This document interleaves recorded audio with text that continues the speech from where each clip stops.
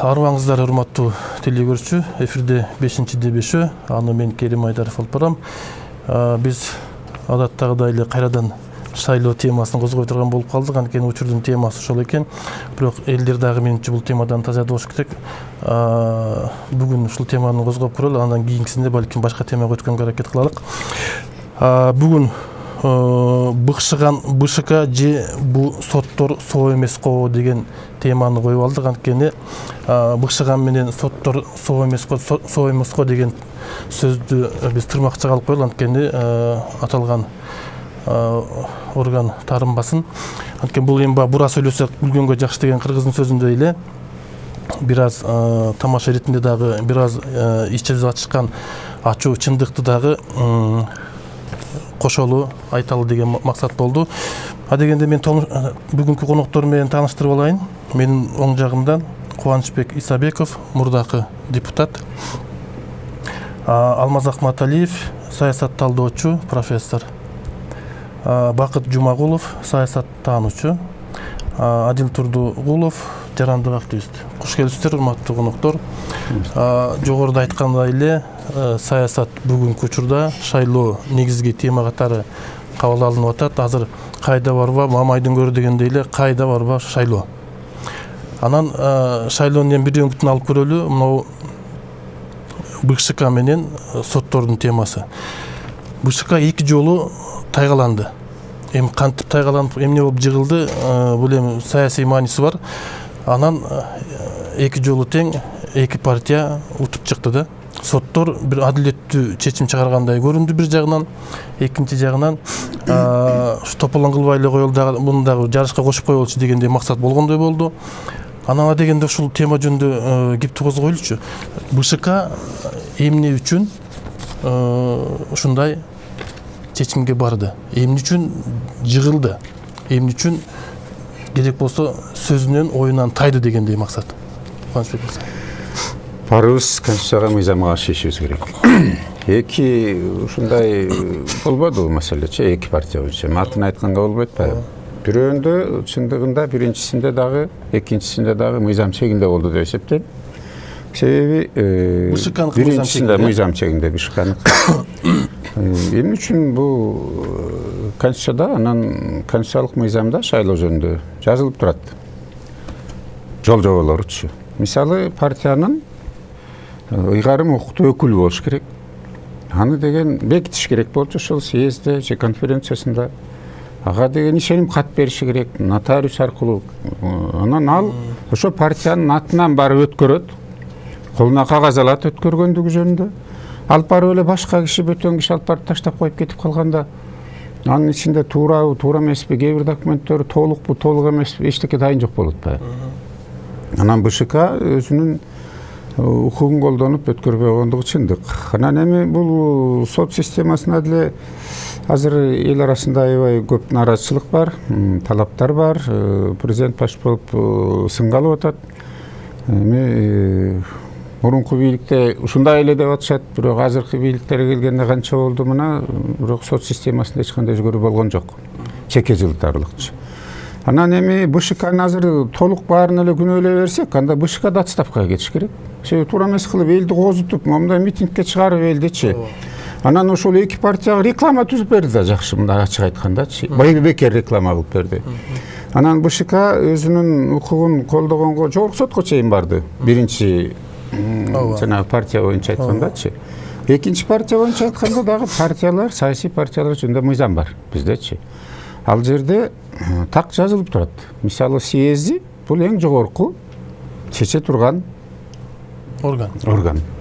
Аны партиянын жетекчиси, же болбосо уюштурган, партияны уюштурган 10дон кем эмес киши партия түзгөнгө акысы бар деп турат.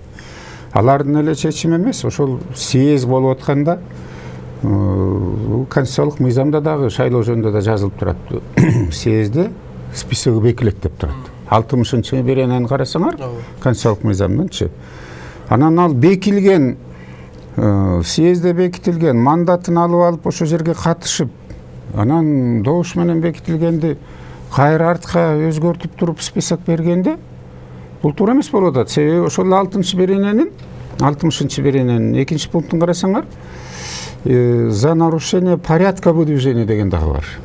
Эгер ошол партия укук болуп атпайбы, мисалы 6 ай мурун каттоодон өткөн, мына 4 январь 20-жылдан мурун каттоодон өткөн партиялар катышууга укуктуу, депутаттары сунуштаганга укуктуу. Тигилер укугу бар болчу. Бирок жанагыдай мыйзам бузулгандан кийин БШК сотко берди. Эме каттабай койду. Каттабай койгондой сотко кайрылып, анан сот улам жылып атпадыбы? Анан эл арасында да азыр сөз тарап атат. Бир авторитеттүү киши 7-этажга кирип чыккандан кийин анан ошону менен сот жылдырып атып, анан чечип койду. Анан ошон үчүн БШК жогорку сотко да кайрылган жок депчи. Мен дагы бир айтар элем, азыр бул эки партияга жакшы реклама түзүп берди БШК. Алмаз мырза. Мындай да мен ушундай топко кирем, БШК да абдан туура кылды, сот дагы туура кылды. Себеби БШК чечкенде, мына Кубаныч мырза айткандай, эки партияда тең жүйөлүү себептер бар болчу. Эгер ошо мыйзамды так сактаганга. Соттун чечими, ал эми соттун чечимин менде өзүмдө бир принцип бар, комментировать этпей жүрөм, себеби это бесполезно, орусча айтпакчы. Сот деген сотта. Негизи эле ушуга көнүшүбүз керек. Любой маселени сотко чейин бар, ошол жактан чечип, сот чечсе ошого багынып бергенде үйрөнүшүбүз керек. Бул укуктук мамлекетке баратабыз дегенден жакшы бир өрнөгү деп эсептейм. Бул абдан жакшы болду. Анан эми мына 7-этаж тигүү деп атпайбы? Эми мындай да, бүтүн Кыргызстанды оппозиция маанайдагы партия деп жазып жүрүшөт. Кыргызстанды тескерисинче бийликке ыктаган деп. Эми анда БШК бийликтегини дагы, бийликке каршы болгон партияны дагы четтетип атпайбы? Анда БШКда эмне күнөө? Эмне күнөө? Ал только мыйзамды сактап аткандай бүтүмгө келдим да мен. Албетте экөө тең анан сотко кайрылды. Экөө тең утуп алды. Болду. Ушу менен алдыга жылышыбыз керек. Башкача айтканда муну кайра эле анан кийин мындай да бүтүн Кыргызстанды киргизбей койгондо, бийлик кийлигишип туруп, мисалы киргизбей койду дейли. Эми баарыбыз эле түшүнүп атабыз, бүтүн Кыргызстандын электораты эч качан бийликке ыктаган партияларга кетпейт. Алар кайра эле башка эле оппозициячыл деген партиялардын эле добушун көбөйтмөк. Ошон үчүн ушундай неме келди. Анан бирок бул жерде 2-3 нерсе бар, өтө маанилүү. Биринчиден биз партиялык съезд деп атпайбызбы? Мына Кубаныч мырза да айтып атат, мыйзам бар деп. Менин жеке пикиримде, мен муну жазып да айтып деле жүрөм, шайлоого партиялар аттанган жок. Шайлоого уюшулган эле, шайлоого барчу топ аттанып атат. Аларга ошол партиянын талаптарын койгонго уят өзү, менин жеке пикиримде. Регистрацияга эмес 17 саат 47 минутта партияга кирген талапкерлер бар. Алар программасында окуган эмес, жөн эле акчасы ыңгайлуу келип калды, региону келип калды, анан кийин мындай известный фигура болуп калды, ошо менен эле келишти. Түшүнүп атасыңарбы? Экинчиден, ушундай талаш тартышка жанагы мыйзамдардын чийкилиги. Бул өтө чоң фактор. Мисалы жана уполномоченный деп атабыз. А жерде бир эле уполномоченный деп жазып коюптур. Эми жаман айтпа, жакшы жок. Күнү ал уполномоченныйды машина сүзүп кетсе эмне кылат эле мисалы. Эми ошону дагы мындай бир чоң деңгээлге алып барып алып туруп анан кийин чоң партияны киргизбей койгондун өзү туура эмес. Баягы орусча айтмакчы, есть дух закона, есть буква закона дейт. Туура, буква закона. Бирок шайлоонун философиясы, шайлоонун идеологиясы башка да. Эл чечсин. Ошон үчүн шайлоого чейинки процедуралар албетте болуш керек, эрежелер болуш керек, бирок өтө катуу болбош керек, менин жеке пикиримде. Эки партияга тең эле, мисалы БШК мындай эскертүү берип туруп эле киргизип салса деле болмок. Жана сиз айтып атпайсызбы? Оппозиционный партияны эгер катты койгондо, ошол оппозиционный партиянын электораты башка оппозициялык партияга кетип калат. Албетте. Анан андай болсо, анда бийликке эмне пайда? Бүтүн Кыргызстан тагылар отуруп алып турган кой атасың, мындай кошуп койгонда электорат башка кетип калбасын деген ой болду дейсизби анда? Мен эми 7-кабатта отурбайм, ошон үчүн алардын башында эмне бар экенин билбейм. Бирок негизи калыстык болду деп эсептейм. бийликке ыктаган партиядагы шайлоого катышмай болду, бийликти катуу сындап жүргөн партиядагы шайлоого кирди. Жакшы. Эми эл чечсин. Эми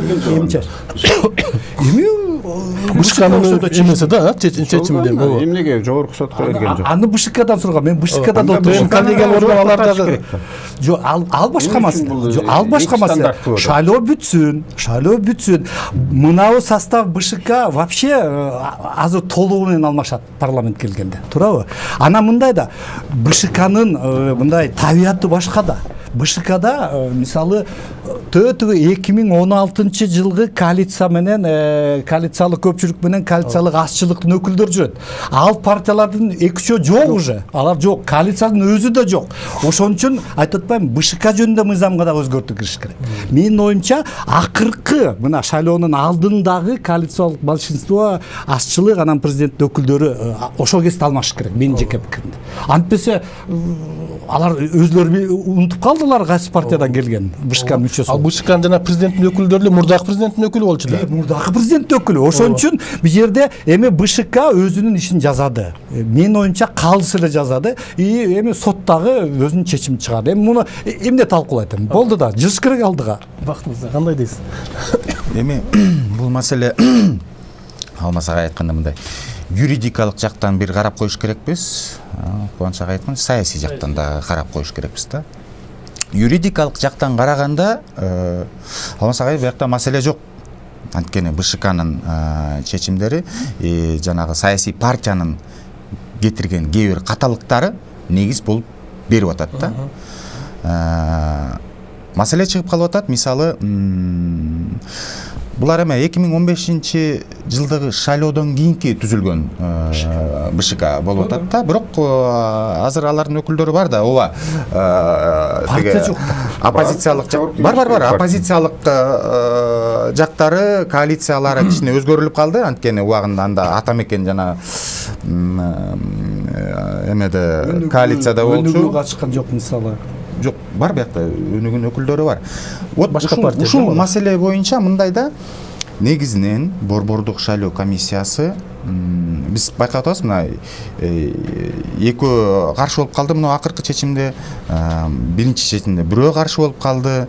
Алардын каршылыгы эмне себеп болду? Алар ошол саясий партиянын өкүлдөрү болуп туруп ошого каршы болдубу, же принципиалдуу мыйзамга таяндыбы деген маселелер. Анан президенттик квота дагы президент алмашта дагы баары бир деле мындай президенттин квотасы менен келген деген дагы нормалар калып атпайбы? 3-төн 1. Ал жактар элдин арасында мисалы маселе болуп чыгып атат. Анан бул жерде ушу дүйнөлүк практиканы карасак, биз бул маселеде ушу борбордук шайлоо комиссиянын статусу, ордуу боюнча негизинен дүйнөлүк практиканы ушу биз демократиялык багытта баратабыз деп айтып атпайбызбы, мыйзамды кармайбыз деп, эч кандай бир мындай саясий партиянын ошол жерде же бир кандайдыр бир саясий күчтөрдүн лоббисин жылдырбайбыз деген принциптерде кармалат. Мыйзам шайлоо жөнүндө борбордук шайлоо комиссиясынын мыйзамы, шайлоо комиссиялар мыйзамы жөнүндө ошол принциптер негизинен жазылган да, берилген. Алар принциптер бизде Бириккен Улуттар уюмунун декларациясынан келип чыгып атат. Анын декларациясы жанагы ОБСЕнин эл аралык шайлоо стандарттары деп. Андан кийин бизде СНГнын шайлоо стандарттары деп дагы кабыл алынган. Ага ал мыйзам биздин жогорку кеңештен ратификациядан өткөн. Шайлоодо кабыл алынган мыйзамдын бул жанагы конституциялык мыйзам эле болуп кетпейт да. Бул жерде эл аралык жанагы биз кабыл алган обязательстволор болуп кетип атат эл аралык уюмдардын арасында. Ошондой эле Бириккен уюмдун жалпысынан декларациясына дагы таянып. Анан ушул жерде кайсыл сот юридикалык жактардан кайсыл негизги принциптерге таянып кетип атат. Конституция бар. Конституцияда мисалы бир партияны алып койсо, ал жерде ар бир шайлоочу, ар бир инсан активдүү жана пассивдүү шайлоо мыйзамын ишке ашырууга укугу бар деген нормалар, принциптер эми. Бул жерде эгер тиги шайлоо, тиги саясий партияны чектетип койсо, жанагы канча деген ошол саясий партиянын өкүлдөрү активдүү дагы пассивдүү дагы нормаларынан айрылып калып атат да, эгер конституцияга таялып айтсак. А эгер жанагы мыйзамдын нормаларына тайкалсак, ал кээ бир жактарда ошондой катачылыктар кетип атат. Мен ушу Алмаз агайдын сөзүн колдойт элем. Ошол жактарда кичине мындай реформа жүргүзүш керек. Мыйзам жагында дагы, Борбор шайлоо комиссиясынын калыптоо жагында дагы жанагы уюмдарды, мындай айча айтканда өкмөт эмес, мындай эгемендүү уюмдардын дагы өкүлдөрү Борбордук шайлоо комиссиясынын калыптоосуна түзүнө кириш керек. Эмне үчүн ошол парламентти утуп чыккан саясий партиянын арасынан гана калыптанып калып атат да, мисалы маселе. Туура атасызбы?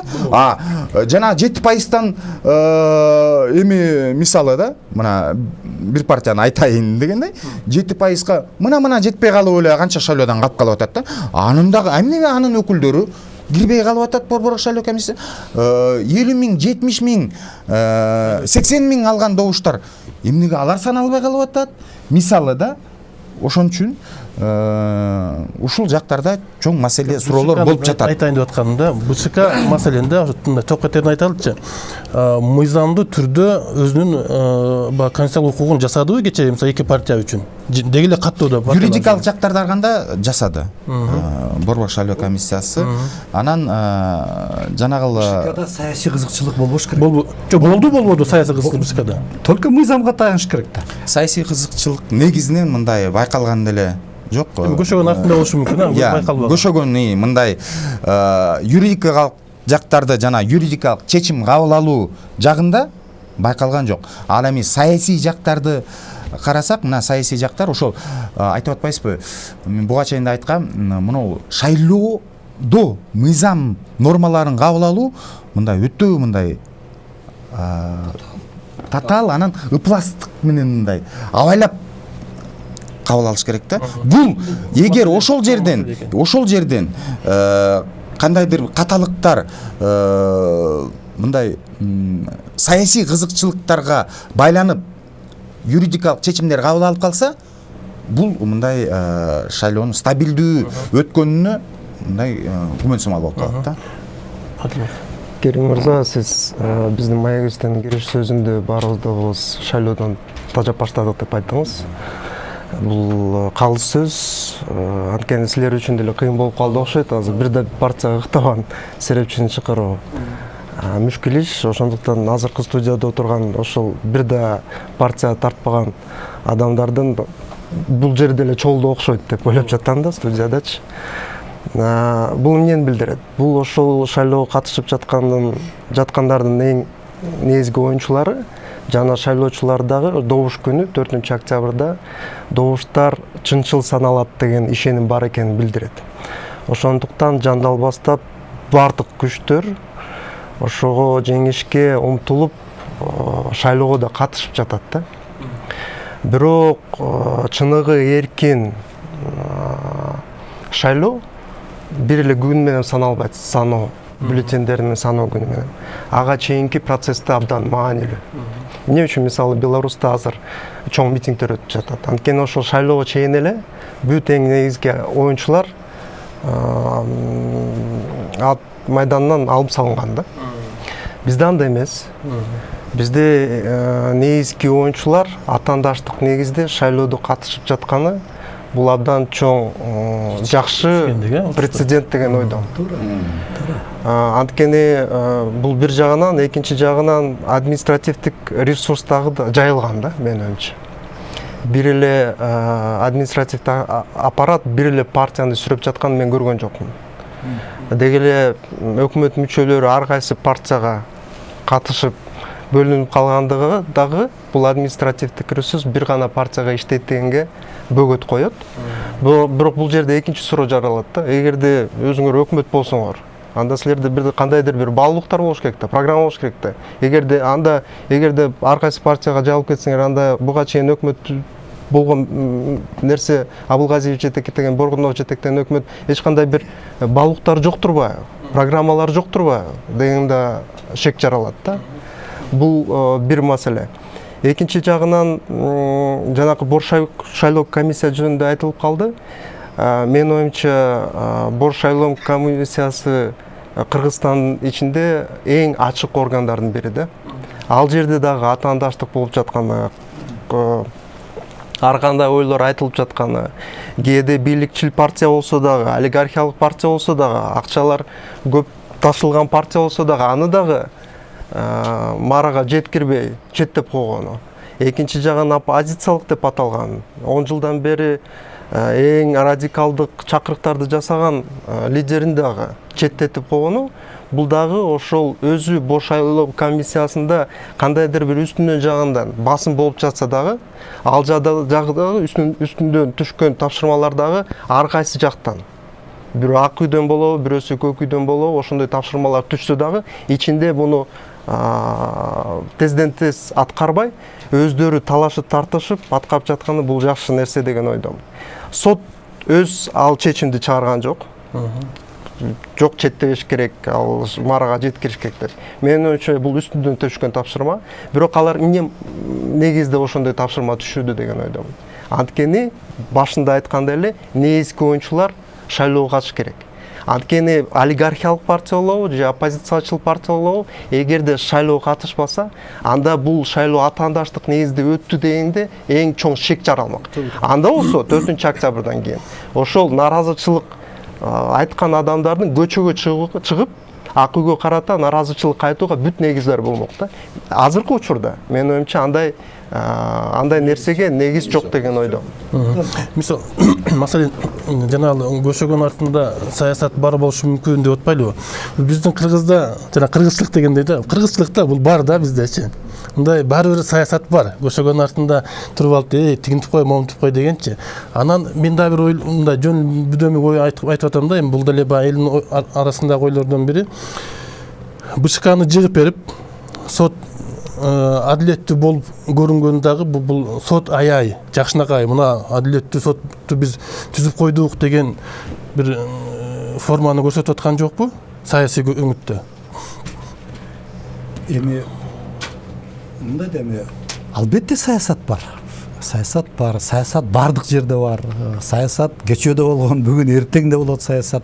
Саясат вечный да, мындайча айтканда. Бирок мындай да, биздин жанагы ички табиятыбыз ошол эле БШК, мына Адил мырза аябай жакшы айтты. А жерде мындай бир команда түштү деп эле, далдактап эле аткарып ийген деле адамдар жок. Мен баарын эле билебиз. А жерде баары бир партия, кайсы партиядан келсе, эсиңиздерби, тигил бир болдун лидери, сиз кайсы партиядан шайланганыңызды унуткан жоксузбу деп атат. БШКнын мүчөсүндө. Башкача айтканда, биз баягы сегментировать этип салдык да. То есть бир орган эле формировать этсе, эгер БШКны, анда бир бетке болмок. 5-6 орган түзгөндөн кийин алар табият өзгөрдү да. Ошон үчүн баары эле окей деп эле кол көтөрүү дегенден алсын, мисалы.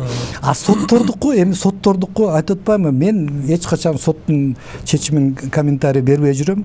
Себеби сот ал эми анын детальдарын билиш керек. Соттук отурумга катышыш керек ан үчүн. Негизинде бирок сотту жакшы кылам деген максат менин оюмча бул сапар болгон деле жок. Андай деле эме жок. Анан соттордун мен көп эле соттор менен тааныштарым бар. Баары эле акмак эмес, баары эле мындай эме эмес. А жерде дагы мындай нормальный кишилер бар, принципиалдуу адамдар бар. Ошон үчүн менин оюмча анан менин оюмча жанагы соттун чечиминде жанагы мен айткан шайлоо философиясы үстөмдүк кылдыбы деп үмүтүм бар да, ошентип ойлогум келип атат. Эми баягы баарын эле жыга чаап эле баштан электе эле мына ат чабышка катышам деп аткан саяпкерди аты менен чыгарып койбой, эми чапсын, анан эл чечсин деген. Эгер ушул принцип менен жанагы чечимди соттор чыгарса, анда мен ошол сотторго кол чапкым келип атат. Алмазбек, бул анда сиздин оюңуз жана кыргызчылыкка болуп калат да. Анткени биз мыйзам, эгерде БШК мыйзамды так сактап, жана бузулган партиялар мыйзамды бузган болсо, анан аны мыйзам таксактап иш аракетин жасап атса, анан кийин кой, эртең тополоң болуп кетет, муну менен албай жөнүндө шайлоого кошуп коелучу деген саясат жүрүп аткандай айтып атат. Сиз айтып атасыз, БШК туура чечим кылган деп. А туурабы же туура эмеспи сот чечет. Мына укуктук мамлекет деген ушул да. Бизде сотко да күмөнүбүз бар да. Жок, мындай да БШКнын чечими сот менен туура эмес деп чечилди, бүттү. Значит, БШК туура эмес чечим кабыл алган. Сот каалаганда өзү билем кылса деле, же болбосо башка жактан айтса деле. Жок, эми аны еще далилдеш керек да. Еще далилдеш керек. То есть мындай да соттун чечимине баш ийүүнү үйрөнүшүбүз керек. Туурабы? Биринчи баш ийүүбүз керек, анан кийин Маселе адилеттүү сот болсо деп атат. Адилеттүү же адилеттүү эмес экенин ким чечет? Сиздин оюңуз бир, меники башка. Укуктук мамлекеттин плюсу дагы минусу да ушунда. Сотко чечүүбүз керек. Башка маселе, соттор кандай жол менен келип атат? Сотторду ким тандап атат? Мен мына Кубаныч мырзанын сөзүнө кошулам. Негизи соттор шайланыш керек, менин оюмча. Эми түз эмеспи, бир немесин придумать этишибиз керек. Ошондо гана мында көз каранды сегмент сот болот, ошондо гана чечим кылат. Азыр эле эми соттор совет по отбору судейден өтүп келишти. Квалификационный требованияларды айтты. Целый комиссия бар, президенттин алдында. Жогорку соттун соттору вообще жогорку кеңештен өттү. Эми баарын эле күмөн санай берсек, анда соттордун дайындоонун процесси дагы бул баары бир барып бийликке көз каранды сот болуп калып атпайбы? Дал ошонун негизинде элдин азыр 90% сотко ишенбейт маселе. Совет по отбору судейде президенттин өкүлү вообще жок. Мен билгенден. Вообще жок. А жерде жок. Мен юридикалык жагын айтып атам. Мен жанагы көмүскө тияк бягын мен азыр аны обсуждать этким келбей атат. А жерде соттордун өзүлөрүнүн өкүлдөрү бар. Анан кийин, по-моему, адил жогорку партиялардын өкүлдөрү бар. Партиялардын өкүлдөрү бар. Анан жогорку кеңештин, чегез жогорку кеңеш келди. Көрдүңбү? Алар еще мурунку сазыр, жанагы БШКда эле. Түшүнүп атасыңарбы? Ошон үчүн мындай бир такыр эле соттор баягы эле көчөдө жаткан кишилерди эле алып келип эле сот кылып койгондон да калсын. Эми албетте мен деле сотко ишенбейм, бирок эми баш ийүүбүз керек деми. Башка жолго кандай жол? Туура. Мен мисалы соттун чечимин, даже райондук соттун чечими чыкса, президент баш болуп баш ийиш керек. Жогорку кеңеште өкмөт баардык жарандар баш ийиш керек. Мен буга макулмун. Ошол эле маалда сотторду ким дайындайт? Баары соттор көз каранды. Анан бул инем айткандай бизде эл аралык келишимдер бар. Бир топ биз эл аралык уюмдардын мүчөсүбүз, Бириккен Улуттар уюмунан баштапчы. Бирок ошол ратификация болгон жогорку кеңеште келишимдер Кыргызстандын мыйзамынан жогору турат. Эл аралык келишимдер жөнүндө закондо жазылып турат. Ошон үчүн жогорку кеңеш ошол кабыл алынган эл аралык келишимге ылайыкташ керек. Туура эмес келген мыйзамдарды тууралаш керек. Бул бир жагы. Акыркы референдум менен сиз айткан жанагы пункт эл аралык ратификациялык договорлор өйдө турат дегенди алып салганбыз. 16-жылкы референдум. Ратификацияланган мыйзамдар. Эл аралык мыйзамдар. Чоң нерсе да. Юрист катары айтып атам да, биз юрист катары кухняны билген киши катарычы. Биз ошол мыйзамдарды ратификациялаган киши катары айтып атам. Анан ал биздикинен жогору турабы? Эгер бизде мыйзамдар карама каршы келе турган беренелер болсо, аны биз оңдошубуз керек болчу. Анан эми ким мешайт этти азыркы конституцияны өзгөрткөнгө? Ким мешайт этти? Бири-бирине карама каршы келгендер турат.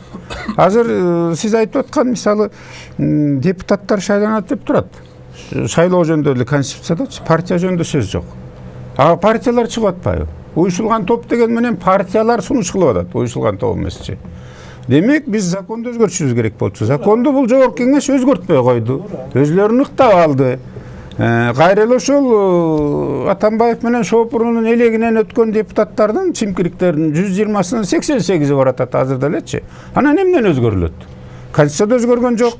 Бул закондо өзгөргөн жок. Ошон үчүн бул жерде көп маселе бар. Мисалы саясат бар дегенге мен 100% кошулам бул шайлоодо. Шайлоо бул өзү эле саясий маселе. Анан бул жарым жыл, бир жылдан бери айтылып келатат, 3 партияны лабиринт этип атат тиги деп, анча прицептери кошулду. Атын айтканга болбойт. Эми сөзсүз ар бир келген жетекчи өзлөрүнүкүн сүйрөп келет экен. Профессионалбы, профессионал эмеспи, деңгээл эми кадр саясаты бүгүн нөлгө барабар болуп калбадыкпы? Эми биздин жогорку кеңеш мына пандемия менен эл кыйналып ооруп турганда премия айлыктарын алып баса беришти. Ал тургай сентябрда иштеш керек эле, дагы баса беришти, төрагабыз болуп турупчу. Анан бул кандай жогорку кеңеш болчу? Эми кайра ошолор келсе кандай иш болот? Анан бул БШК өзүнүн укугун толук колдонгон жок деп айтам. Мисалы экинчи партия боюнчачы эмне үчүн жогорку сотко берген жок? Мен соттун баарын күнөөлөбөйм. Арасында жакшы кишилер бар, татыктуу кишилер бар, тажрыйбалуулар бар.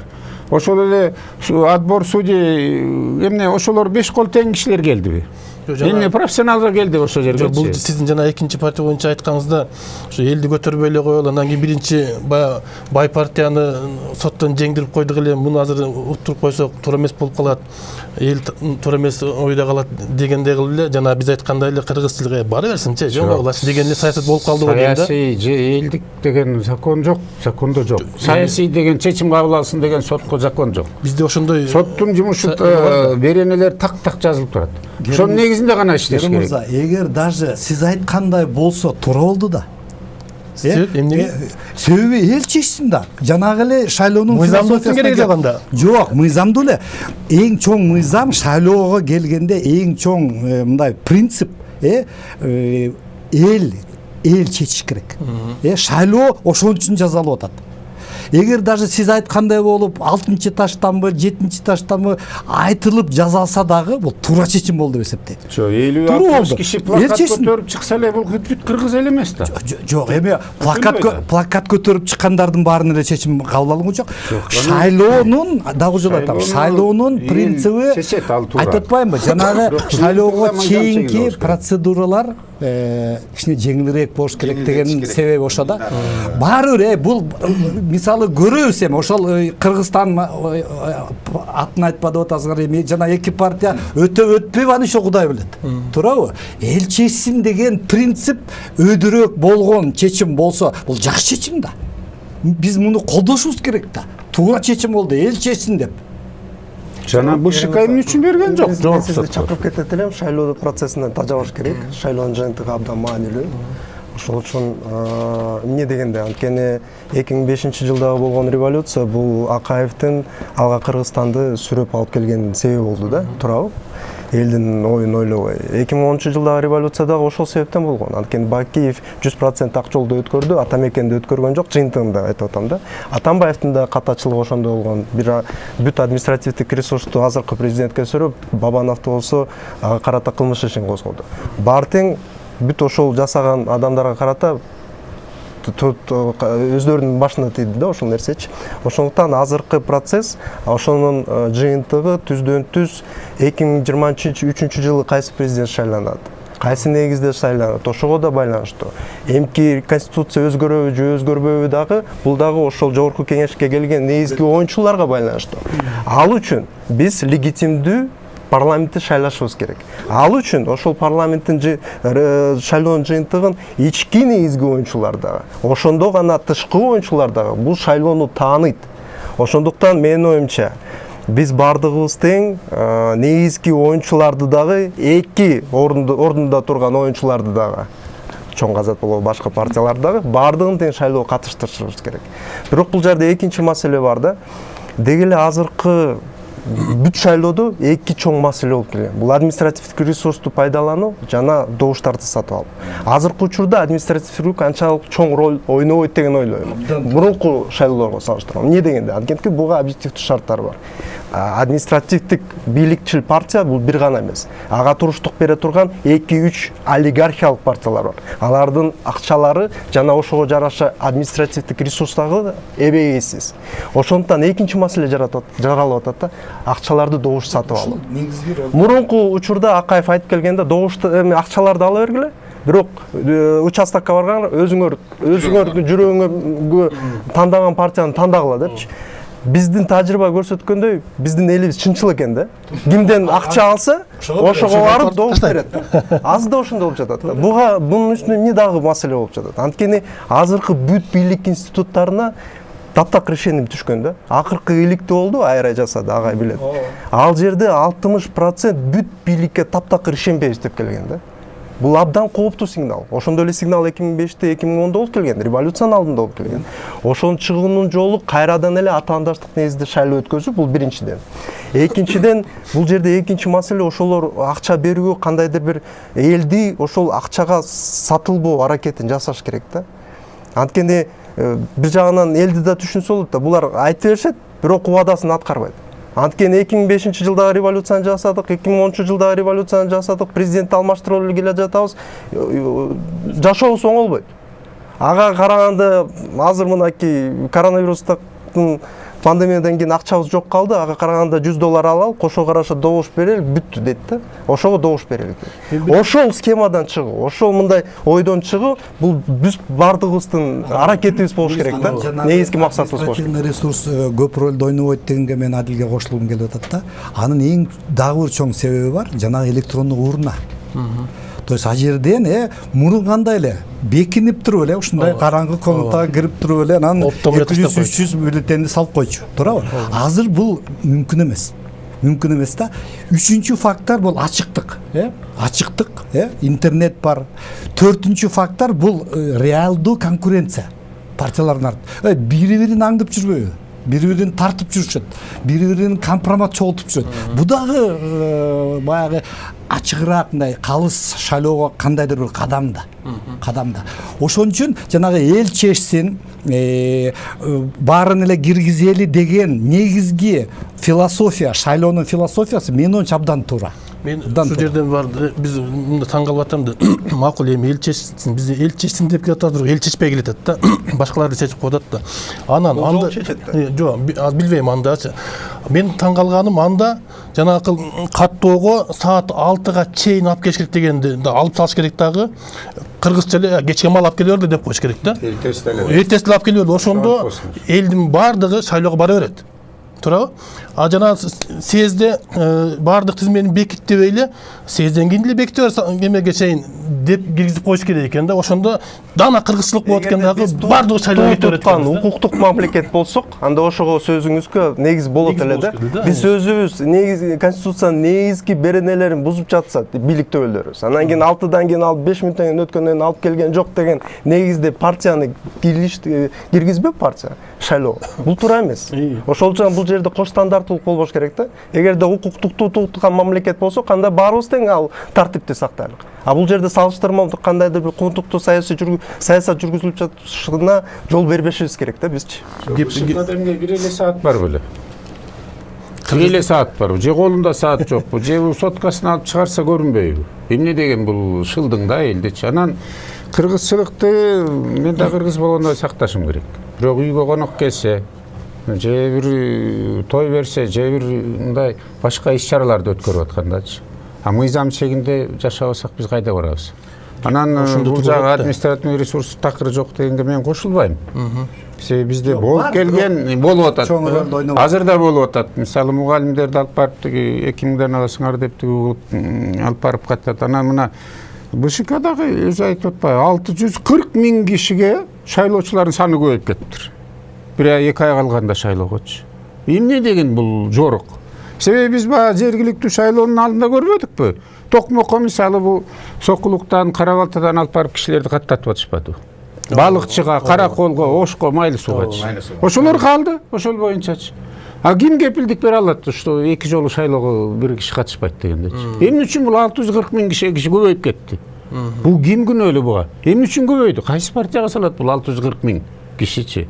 Анан директор школдор чуркап жүрүшөт азырчы. Мугалимдерди зордуктап атышат. Бул фактылар мага деле чалып атат мисалычы. Ушинтип атат эмне кылалы депчи. Эми административный такыр жокпу? Бар. Агайлар айткандай, мына маселени Адил мырза айткандай, саясий плоскостта карап көрсөк, мисалы бир партиянын эмесине мына шайлоо башталганга чейин четтеттирип койгон дугу саясий эми аспекттерди карайлы. Бул конфликтология жагынан карап кетсек болот да. Конфликтологияда спираль конфликта деген бар. Бул жерде уже конфликт ситуациясы түзүлүп калып атат. Мисалы мен тиги бир партиянын эки жактын тең эле мындай чогулган тиги соттун астына барып эметкенин барып карап, мындай температура градустарын карап дегендей канчалык көтөрүлүп атат, кандай сөздөр айтылып атат деген эми карап туруш керек да бизге, саясий серепчилерге ситуацияны мындай билип туруш үчүн. Анан карап эметкенде ошол карасак уже конфликттик ситуация түзүлүп атат. Бул биринчи спираль кетти да. Эгер ал деңгээлде ошол маселе саясий аспекттегилер конфликтологиядагы чечилбей кандайдыр бир экинчи деңгээлге чыгып кетсе, ал жактын коалициясы уже катышуучулары, мындай аналогия менен бир коллективди алсак, коллективден бир экөө урушуп кетип, ошонусу эгер жетекчи ошол кезде киришип кандайдыр бир маселе чечилбей эметип калса, ал жакка уже субъекттер көбөйүп кетип атат. Ал деңгээлде дагы чечилбесе, дагы андан нары субъекттер көтөрүп калат. Ошон шайлоонун башталышында ушундай конфликттик ситуацияны түзүп коюу, анан ошону менен тиги шайлоонун 4-октябрга чейин баруу, бул өтө бир чоң коркунуч жаратты. Бул жанагы Белоруссиядагы болгон сценарий ошол спираль конфликт менен кеткен. Азыр ошол 3-4 талапкердин арасындагы болгон маселе жалпы Белоруссия полностью катышып, Европа өлкөлөрү катышып, Орусия катышып, УДКБ маселеси уже чыгып келип, ушундай деңгээлге чыгып кетип атат. Көрүп атасыз, уже жанагы 2-3 кандидаттын арасындагы мындай саясий аспекттеги маселени да, ооба, возможно, Лукашенко аны юридикалык норманы туура колдонуп, кандайдыр бир юридикалык себептерди алып туруп, саясий аспекттерди, саясий последствиясын карабай жанагын колдонуп койгон. Бирок азыр караңыз, уже Европанын центринде кандай гана мамлекеттердин эмеси уже талкууланып кетип атат. Бул маселе ошон үчүн мен Алмазга кошулуп кеттим. Азыр Кудайга шүгүр буйруса чечилип калды. Бирок бу жерде дагы уже маселе келип чыгат. Мен азыр айтылып атканы, биз дейт азыр соттун дагы чечимине ишенбей калдык дейт. Эми соттун чечимине буга чейин да көп ишенбестик болгон. Жанагы сурамжылоо органдары сурамжылоо өткөргөндө ошо ишенбестүүлүктүн эң деңгээлде тургандары бул ошо милиция, сот, анан эме бажы органдардыкы болуп аткан. Кыргызстан менен бүтүн Кыргызстандын электоратынан сурасаңар, алар айтат, молодец сот деп. Абдан туура чечти. Көрдүңөрбү? То есть мындай конкретно азыр ошону менен азыр ушундай процесстер болуп, азыр демилге көтөрүп атышат. 3-үндө, 4-үндө өзүнүн талапкерлери, ар бир саясий партия өзүнүн талапкерлерибизди прецедент, башкача прецедент түзүлүп калып атпайбы? Сиздер түшүнбөй атасыздар, мындай категория рисков, вызовов деген угрозалар жактарды ушу шайлоо процесстерин карап кеткенде 3-үнө, 4-үнө прецедент түзүлүп калбадыбы? Административдин соттун астындагы мындай деген кыйкырыктар чыгып атты. Жогорку соттун астында эки жак тарап туруп мындай дегендер чыгып атты. Эми ойлоңуз, ошол мындай градус келе берет 3-үнө, 4-үнө үгүт иштеринин ичинде үгүттүү саясий партияга дагы, саясий партияга каршы дагы жүргүзсө болот. Азыр ошол процесстер жүрүп атат. Санариптүү жактар менен да. Ошонун баардыгы багыттары 3-үндө, 4-үндө чогулуп ойлосоңуз, мына канча 16 3-үндө, 4-үндө эмнеге чогулат? Ошол шайлоо өткөндөн кийин мындай карайбыз деп айтып атышат да. Жок, эмнеге чыгарабы деп мен аны айта албайм. Жок, карай берсин. Мисалы өткөн партия өтөт. Өткөн партия эч качан чыкпайт. Только эле баягы салют аткан эле чыкпаса. Мыйзам чегинде. Вот, маселе ушунда. Мыйзам чегинде өтсүн деп азыр президенттен баштап баарыбыз айтып атабыз, туура? Мыйзам чегинде өтсүн деп. Эми ал мисалы 10 мындай фаворит партиялар болуп атат, анын бир менин баамда бир 6-7 өтөт. Значит, ошол 6-7 партиянын талапкерлери чыкпайт. Калган 3-өө чыксын. Талабын көрсүн, БШК жооп берсин, отчетун берсин, момундай болду деп. Анан кайнап баратса, өкмөт бар, туурабы? Чыгат алар, успокоить истейт. Анан өтө ага Кудай жеткирбесин, анда жанагы жеңген партиялардан электораты чыгат. Эмне эле болуп атасыңар? Утулган киши жөн отурбайсыңарбы деп. Мунун баары процесс. Бул жакшы нерсе. Самый главный мушташка жетпей, ушундай нерсе менен ошондойлордон алыс болуп гарантия бере албайт. Эгер эки жак чыксачы. Арасында провокация болушу мүмкүн. Ошого жеткирбеш 3-4 партия эмес, азыр 16сы чыгып атпайбы? Мен мисалы көбүрөөк партия чыксын дегенге макул элем, бирок бул жогорку кеңеш законду бузуп койду да. Мисалы 7 депутат өткөн жылы сунуш кылганды карабай койду. Анан майда сунуш кылганды өткөрдү. Президент жогорку кеңешке барганда ошо бир 7% болсо деп өзүн айтса, көп майлдашты 7-ни 5-ти өткөрбөй коюшту. Мисалы жанагы залоговый сумманы дагы 5 миллионду коюп койду. Ошон үчүн жөнөкөй партиялар катышкан жок да. Мен мисалы ошол мыйзам бузулган жөнүндө жогорку кеңешти сотко бергем. Сот карабай койду, отказ кылды. Бул эмне деген жорук? Президентке кайрылдым. туура кылган сот. Вето коюңуз. Эмнеге туура кылды? Ал Коллективный органды кантип соттойт? Жок, законду бузду да. Законду бузду да. эми жана 5% Ал мен деген жогорку соттун токтомун сотко бердим да. Бул токтомду жокко чыгарганга сот бийлигинин акысы бар. Акысы бар эгер туура эмес кабыл алынган токтом болсо. Мен колдогон бир партия бар да. Бул ошол баарына каршы деген партия. Эмне дегенде, анткени азыркы бүт партиялардын ошол тизмесин көрүп жатып, таптакыр ошол алардын жетекчилиги дагы, алардын ошол курамына кирген бүт талапкерлер дагы алардын ошол таржымалын талдабай туруп, ошол партиялык тизмеге киргизгенин көрүп жатабыз да. Акчанын күчү менен киргизилгенин көрүп жатабыз. Жок. Сот боюнча мисал айтып кетти Алмаз туура. Ошол иллюстрация деп айтып жатабыз. Мурунку ошол Акаевдин, Бакиевдин, Атамбаевдин заманында саясий куугунтук жүргүзгөн, сөз эркиндигине куугунтук жасаган, коррупцияга малынган толук бойдон адамдар бүт тизмеде жүрүшөт да. Анан кийин аларга карата атуулдук коомдон дагы, журналисттерден дагы, биздин активисттерден дагы аларга калганда талаптар коюлбайт да, эмне үчүн киргиздиңер депчи. Артың эле уран менен кетишти. Алардын артын карап таржымалап айтып берүү ошол эч кандай жоопкерчилик жок да. Айтматов ошол негизде маңкурчулук жөнүндө айткан болуш керек. Анткени кайрадан маселелер көтөрүлүп жатканы, ошол жерде көйгөйлөр чыгып жатканы биз өзүбүздүн кетирген каталарыбызды, ошол буга чейин жасаган былык иштердин адамдарды кайра эле саясатка киргизип, аларга ошону мүмкүнчүлүк берип жатканыбыз, бүт ошол маселелер чыгып жаткан ошол себептен да. Мен сунушум, эгерде бир да партияны колдобосоң, анда баарына каршы добуш бергиле. Баарына каршы биринчи болсо, айтып берейин деп аягында. Баарына каршы добуш бергенден кийин бүт буга чейин катышкан партиялар катышпайт, жаңы шайлоо дайындалат. Анан кийин бүт деген мыйзам жок. Кече менен Атыр Абдрахматов экөөбүз сүйлөштүк. Ал ошол айтып берди. Ошондо механизм, процедуралар бар. Ошондой деп талаш талапкерлер ошондо бир да партия катышууга мүмкүнчүлүк жок. Талапкерлер биз катыштырбайбыз. Талапкерлер катышат. Маселеде жанагы көп партиялар катышпай калбады азырчы, акчалуулар эле баратат да. Жанагы эгер жогорку кеңеш ошол бөгөттөрдү койбогон болгондо, анда көбүрөөк партиялар татыктуулар да келет эле. Эми азыр жана кыргыз эли алганына туура добуш берип койтуп деп атпайсыңарбы? Алып туруп анан барып ошо салып койду деп. Мен айтар элем, ошол адамдын баасын 2000 сомго байлап, булар аябай унижать этти ошол кишиничи. Аябай басынтты, аскармен ал элде ошого да макул болуп атпайбы? Ошол макул болгондо азыр кыйналып турганда макул болуп атат кээ биричи. Мисалы бул пандемиядан кийин бир тоон акчасы топ дары-дармага жетпей өлүп калгандар деле болбодубу?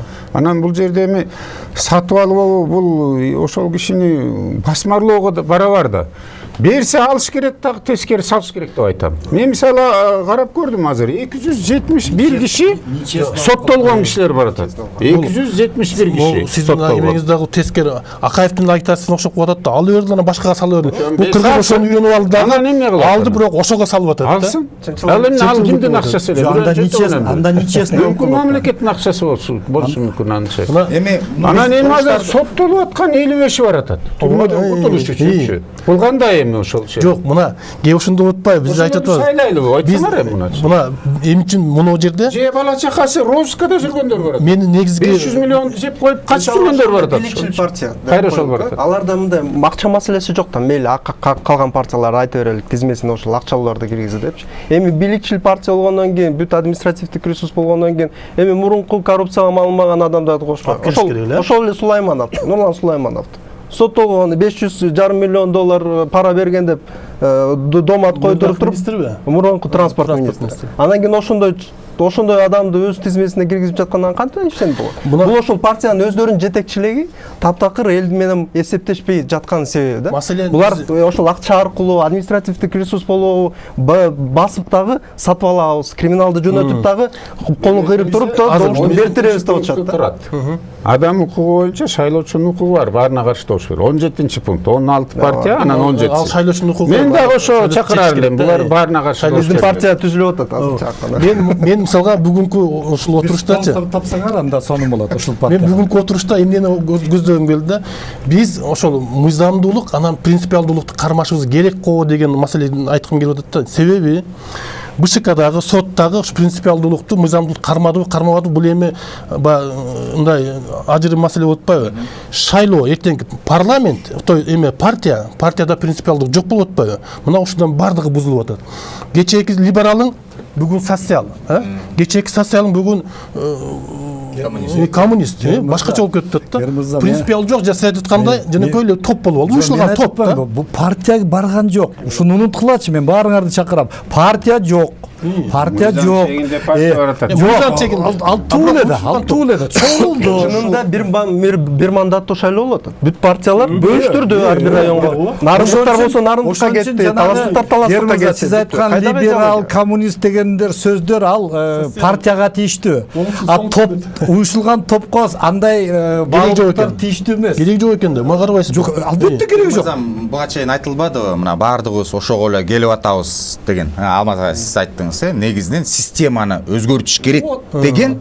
Мына ошол башында мындай быжыралып калган нерсенин мына биз азыр ошолнун мындай жыйынтыктарын мына азыр сиз айтып аткан сот маселесинен дагы көрүп атабыз, БШКдан дагы, саясий партияларына бардык жагынан көрүп атабыз. Башынан туура эмес отурулуп калган нерсе. Бул эмне? Бул жанагы коррупциялык негизинде түзүлгөн саясий партиянын шайлоого катыша турган принциптер, механизмдер, жабык тизме. Жабык тизме. Эмнеге шайлоочу, тиги талапкер биринчи саясий партиянын лидерине барат?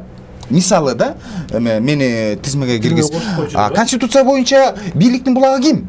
Эл. Эл да. Элге барыш керек эле. Биринчи элге барыш керек. Анан саясий партиянын лидери ага келиш керек. Сени эл колдойт экен. Анда келчи бизге тизмеге кирчи. Биз менен кошо иштели, биздин идеология мындай, тиги бу депчи. Анан ошондо мындай ошолордун арасынан жазганды да билген, окуганды да билген, сүйлөгөндү билген адамдар, мыйзам чыгарууну билген мындай касапчылар келет. Мындайча айтканда да, чымчыкты сойсо да касапчы сойсуз дегендей, касапчылар келет. Касапчылар ошол жерге парламентке келгенде алар жол курбайт. Алар тиги бирдеме кылбайт, тиги көпөрөнү кылбайт. Алар мындай сапаттуу өкмөт түзөт, анан сапаттуу мыйзамдарды кылып берет. Ошонун аркы менен мына маселелердин баардыгы алынып соттагы маселеси жана шайлоо болуп аткандагы тиги БШКда дагы саясий партиядагы нерселер жок болуп эле мындай өтө берет эле да. Ушул маселе парламенттин функциясындагы мыйзамдуулукка барып такалып атат да. Бизде ошол мыйзамдуулук жок да. Депутат болчу киши бул ошол өзүнүн округуна барып көпүрө салып бериш керек, жол салып бериш керек, эл ошону да каалайт да. Анан чыныгы мыйзамчыл киши болсо атасын көрүп, бул эмне кылды 5 жыл отуруп? Эч нерсе кылган жок. Палянча келип туруп жол салып берди, бизге жылкы союп чорпо берди, азамат деп атпайбы туурабы? Мына ушул принципиалдуулуктун жок, мындай болгон, мына агай менен иштеп калды, Жамыров Бөкөшевчтү билесиз да? Сиздин убагыңыз бирге иштеп отуруп калдыңыз, Бөкөшев Жамырбекчи? Депутат мисалы да, мен ошондо көрүп калдым, мына ошондо аны менен коршо дагы бирөөсү коюп атты. Ал болсо ал кезде мынчалык акчалар эмес, ал кезде ун арак таркатылчу да. 95 жылдары анан ошондо ага эметип ал болсо мындай ага эле болчу. Анан келди, анан келип туруп папкасын көтөрдү, ачкысын көтөрдү, айтты: мен эми силерге арак бере турган мүмкүнчүлүгүм жок, мен силерге ун тарката же кумшекер бере турган мүмкүнчүлүгүм жок, мен бере турганым мен мына илимим бар, билимим бар деп деген принципте мен келдим. Жок да азыр.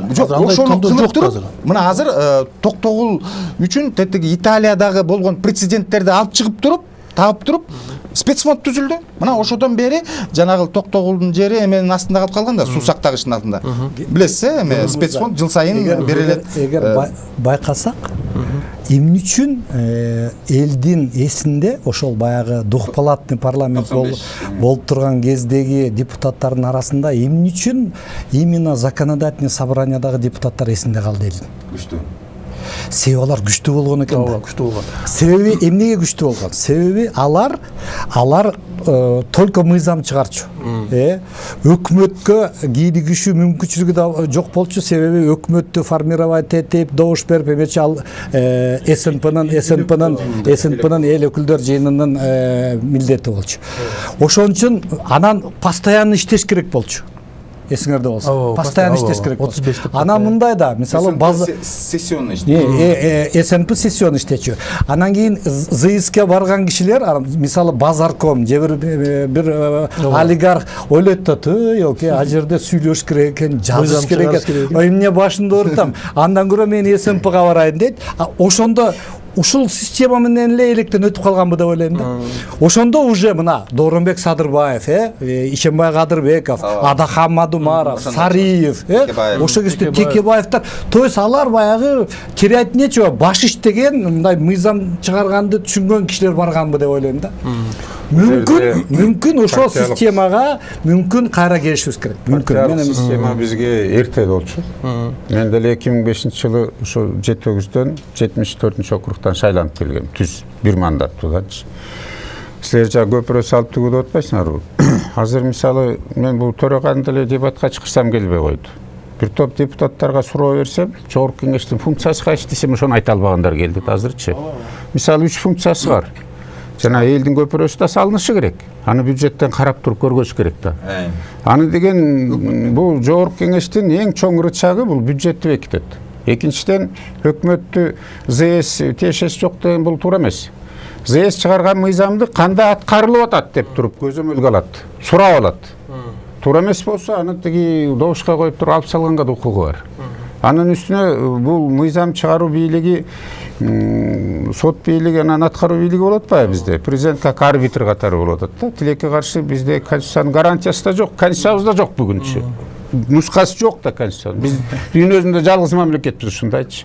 Ошон үчүн конституциялык реформа жасаш керек болчу дагы, жок дегенде мыйзамдаштырып коюш керек. Жогорку кеңештин андан кийин жогорку кеңеш 3 функциясы бар. Биринчи мыйзам чыгаруу, экинчи ошол мыйзамдардын аткарышын контролдоо, үчүнчүсү анан шайлоочулар менен иштеш. Партия системасы келди, шайлоочулар калып калды. Мисалы азыр Ак Талаадан же Түп районунан бир да депутат жок. Мурунку чакырылышта Килеген Кара Суу районунан бир депутат болгон жок. Ушул туурабы? Алай районунда 16 депутат отурду. Бул туура эмес. Бизде 3 мүнөт калды. Ойду толук эметкенде жыйынтыктайлы. Айтар элем, бул шайлоону сөзсүз түрдө мыйзам чегинде өткөрүш керек. Ынтымакта ар бирибиз кетпей, Кыргызстандын келечегин ойлосок, ар бирибиз укугубузду колдонуп туруп мыйзам чегинде ойлошубуз керек да, шайлашыбыз керек. Ойлончу бирок туура эмес болсо, жана утулган эле партия эмес, эл да чыгышы мүмкүн. Бул жерде эл азыр сөзсүз түрдө ошон үчүн ушул көчөгө эл чыкпаш үчүн принципиалдык жана мыйзамдуулук болуш керек деп ойлойм. Туура. Антпесек, анан бул Атамбаевди сатып кеткендер кайра келип туруп 3 жылдан кийин бул Сооронбай Жээнбековду да сатат. Ошон үчүн ушулар кайра керекпи 88-же келген? Мен мындай кичине жакшы маанайда бүтүргүм келип атат да. Шайланат жогорку кеңеш. Кудайым буйрса, мына азыр болгон ыйкы-тыйкылардын баары бүттү. Сот аркылуу, БШК аркылуу 7-чи таш кийлигиштүү маселе жок. Бирок барам дегендердин баары кетти. Бул сон нерсе. То есть ат чабышка чыгышты. Эми эки нерсе бар. Мыйзамды өткөрүш керек. колдон келишинче эми 100% биздей мамлекетте, биздей жакыр мамлекетте 100% честный выбор болот дегенге мен ишене албайм. Экинчиден мен ишенем, баары бир 7-чи чакырылыш 6-чы чакырылышка караганда күчтүүрөөк. Жакшыраак болсун деп э? Жок, мен ишенем буга. Себеби азыр баардык партияларда жаңы жүз пайда болду. Бул бир. Анан экинчи бир чоң фактор бар. Ушуну бир айта жүрүшүбүз керек да, менин оюмча. Азыр коом муктаж болуп атат ушуга. Коомдук муктаждык ушунчалык чоң. Эгер дагы эле жанагындай эми бир топ чимкирек минкирек сөздөрдү колдонуп атабыз, дагы эле ошондой парламент келсе, анда Кыргызстандын келечеги болбойт. Ошон үчүн прогресс, мен ишенем, күчтүү балдар келет, күчтүү партиялар келет, и баары нормальный болот. Кыска. Мен негизинен мыйзам чегинде келатканы ушинтип жалпы тураланып калганына ичимен сүйүнүп жакшы мындай болуп атам. Анан жалпы шайлоочуларга да кайрылып кетет элем. Эки коркунуч болуп атат. Административдик ресурс добушту сатып алуу. Муну коопсуздук кеңеште президент өзү дагы айтты. Эгер ушундай маселелер болсо, шайлоочуларга айтам, кайрылгыла, айткыла, жазгыла. Анан добушту сатып алган маселе боюнча дагы бул кылмыш иш. Бул биринчи, экинчиден ошо сиздердин добуштуңду сатып алып аткандар, алар келечекте Кыргызстанды сата тургандар болуп атат. Добуштарыңызды сатпаңыздар, сураңыз. Кыска эле. Убакыт бүтүп калды бизде. Кыска эле, мигранттарыбыз азыр миллионго жакын чет жакта. Алар көбүнчө оппозициялык көз карашта, эми азыр дагы аларга добуш мүмкүнчүлүгү бербей жаткандыгы абдан өкүнүчтүү. Бул дагы ошол шайлоонун жыйынтыгына шек жаратат да. Эми биз кайра кайталап кетейин, эң негизгиси легитимдүү болуш керек да шайлоо. Мыйзамдуу түрдө болуш керек. Урматтуу коноктору, келип бергениңиз үчүн чоң рахмат. Шайлоо тынч өссүн, анан мыйзамдын чегинде өссүн деп тилек кылалы. Кыргызстандын келечеги дагы ушул маселеге такалып турат. Ошон үчүн баардыгы тынч аман болгонун жакшы деп ойлойм. Кийинкиде көрүшкөнчө аман болуңуздар.